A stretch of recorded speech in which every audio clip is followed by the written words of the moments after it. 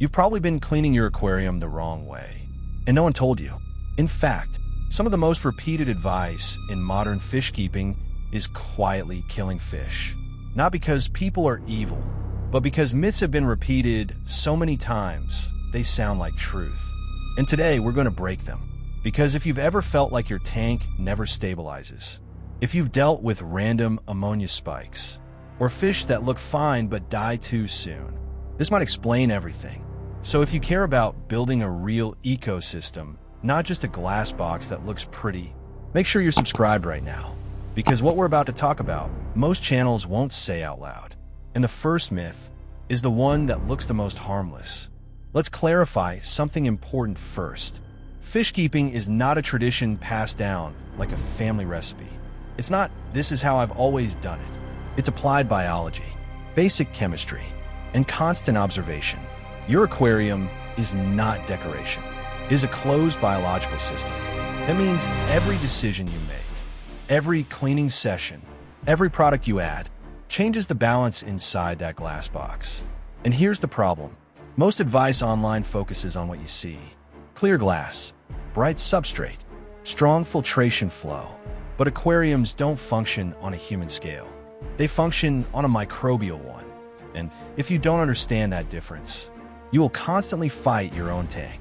Now, let's talk about the first myth, the one that looks clean but destroys stability. The most dangerous myth in modern fish keeping is believing that a clean tank is a healthy tank. Crystal clear glass, spotless substrate, filters washed until they shine.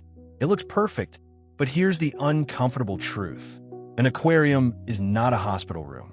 It's not a showroom, and it's definitely not a kitchen counter. It is a microbial ecosystem. The real foundation of your tank is not your fish, not your plants. It's bacteria, nitrifying bacteria, heterotrophic bacteria, biofilm, microfauna, and most of what you call dirt is actually life. So every time you deep clean the substrate, every time you rinse filter media under tap water, every time you reset the system to make it look flawless, you're wiping out biological stability. Then people ask, why won't my tank stabilize? Why do I keep getting ammonia spikes? Why do algae keep coming back? Because you keep interrupting the cycle. A healthy tank is not the one that looks sterile. It's the one that is biologically stable. And those are not the same thing. The second myth is more subtle and honestly more dangerous. If the water looks crystal clear, it must be safe, right? That's how our brain works. Clear equals clean. Clean equals healthy. But aquariums do not operate on a human scale. They operate on a chemical one. Ammonia doesn't change the color of your water. Nitrite doesn't smell. Nitrate doesn't float like debris.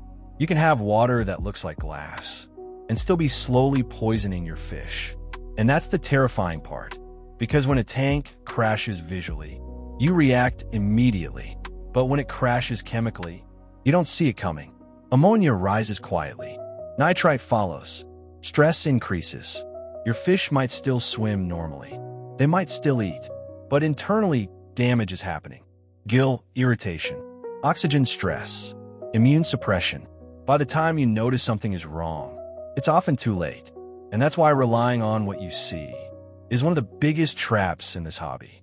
Clear water is not proof of stability. Biological maturity is. And those are very different things. Now let's talk about one of the most repeated phrases in fish keeping. Don't worry, fish adapt. No, fish survive. And those are not the same thing.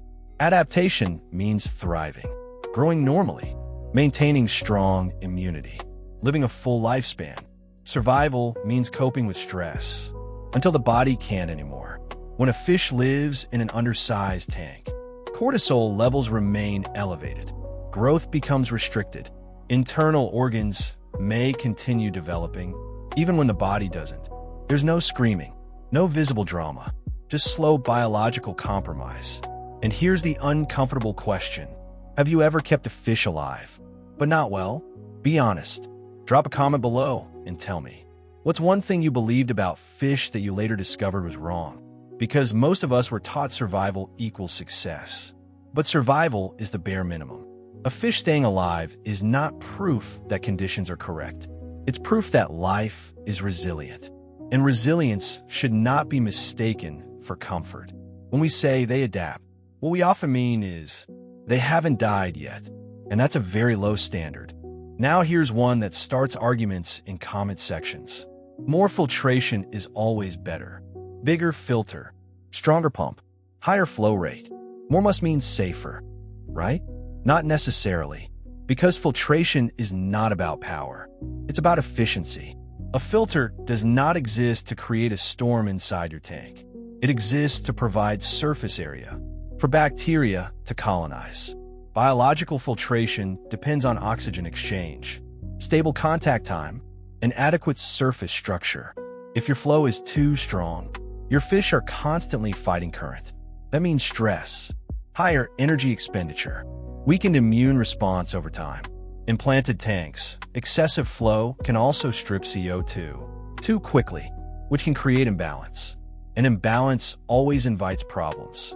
Yes, dead zones are bad, but turbulence is not the solution to everything. The goal is controlled circulation, intentional flow, not raw force. A properly chosen filter is not the strongest one on the shelf. It's the one that matches your tank's volume, stocking level, and biological demand. And when you understand that difference, you stop chasing power and start building balance. Let's finish with one of the most repeated beliefs in this hobby. Fish keeping is expensive. Fish keeping is difficult. No, fish keeping based on myths is expensive. Fish keeping built on bad information is difficult. Think about it.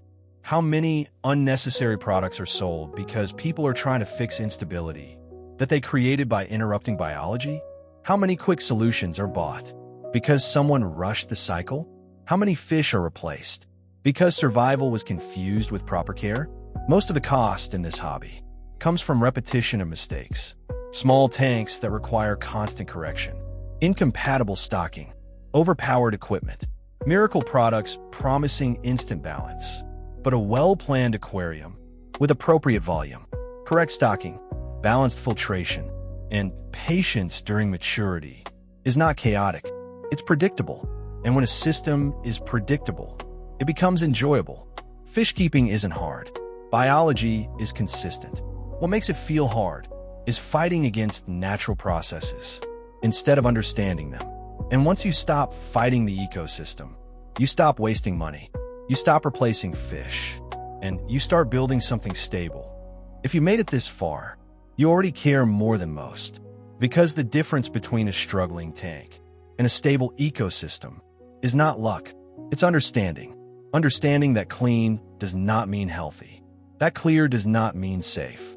That survival does not mean thriving. And that power does not equal balance. Once you start thinking biologically, everything changes. You stop chasing perfection and start building stability. You stop reacting emotionally and start observing scientifically.